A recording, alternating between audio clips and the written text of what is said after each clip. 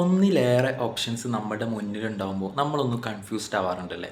അതൊരു റെസ്റ്റോറൻറ്റിൽ കയറി ഫുഡ് ഓർഡർ ചെയ്യുന്ന കാര്യത്തിലാണെങ്കിൽ അതിൽ പോലും ഉണ്ടാവാറുണ്ട്. നമ്മളൊരു തീരുമാനം എടുക്കുമ്പോൾ നമുക്ക് ആദ്യം വേണ്ടത് ഈ തീരുമാനം എടുക്കുന്നത് എന്തിനു വേണ്ടിയിട്ടാണ്?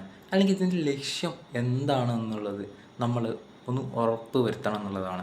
കാരണം നമ്മൾ എടുക്കുന്ന തീരുമാനം അതിലേക്ക് തന്നെയാണോ നയിക്കുന്നതെന്ന് നമ്മളൊന്ന് സെൽഫ് അഷ്യൂർ ചെയ്യാൻ വേണ്ടിയിട്ടാണ്. അതുപോലെ തന്നെ നമ്മുടെ മുന്നിൽ ഒരുപാട് ഓപ്ഷൻസ് ആയിരിക്കും. ഇപ്പോൾ ഉദാഹരണത്തിന് നമ്മൾ പഠിക്കാൻ പോകാമെന്ന് വിചാരിക്കാം. അപ്പോൾ ഏത് പഠിക്കണമെന്നുണ്ടാകുമ്പോൾ നമ്മുടെ മുന്നിൽ ഒരുപാട് ഓപ്ഷൻസ് ഉണ്ടാവും.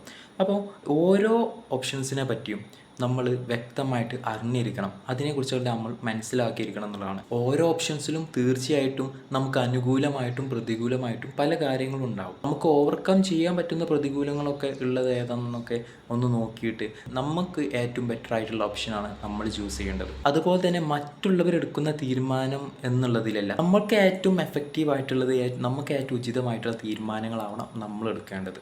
പലപ്പോഴും ഒരു ട്രെൻഡിങ് പീരീഡ് ഒക്കെ ഉണ്ടാവില്ലേ, എല്ലാവരും ഒരേ കോഴ്സുകൾ എടുക്കുന്ന ഒരു പീരീഡ് എന്നുള്ളതൊക്കെ. അങ്ങനെ നമ്മളൊരു ട്രെൻഡിങ് ആയിട്ടൊരു കോഴ്സ് എടുക്കുന്നത് പ്രശ്നമൊന്നുമില്ല. പക്ഷേ ആ കോഴ്സ് നമുക്ക് ഉചിതമായിട്ടുള്ളൊരു കോഴ്സ് ആണെങ്കിൽ, നമ്മളതിൽ കംഫർട്ടബിൾ ആണെങ്കിൽ മാത്രമേ ആ ഒരു തീരുമാനത്തിലേക്ക് എടുക്കാവൂ എന്നുള്ളതാണ്.